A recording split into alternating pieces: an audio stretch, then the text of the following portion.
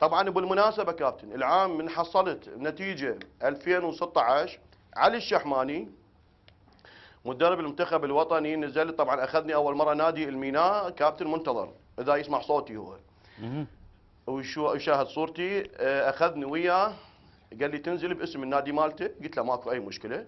قبل 4 ايام من البطوله اتصل بي تليفونيا مدرب المنتخب الوطني علي الشحماني، قال لي كابتن عوف كل شيء ومصلحتك يمي. قلت له مصلحه شنو يعني؟ قال انزلك ولك نتيجه. قلت له انا ما اريد ظلم، انا اريد نتيجتي بس. قال لا ان شاء الله لك نتيجه وتحصل على وزن 100. قلت له شنو تريده؟ قال احسب لك عقد ان شاء الله بس تجي وياي.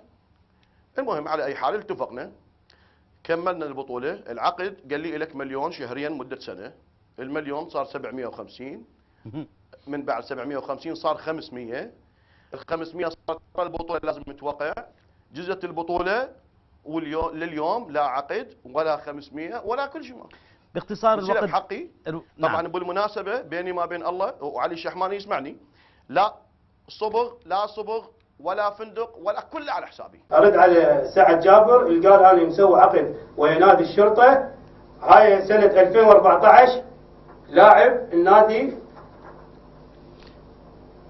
لا ما ذكر انه هو عنده عقد. لاعب النادي الجويه، هاي ب 2014 شوفه شوف الهاي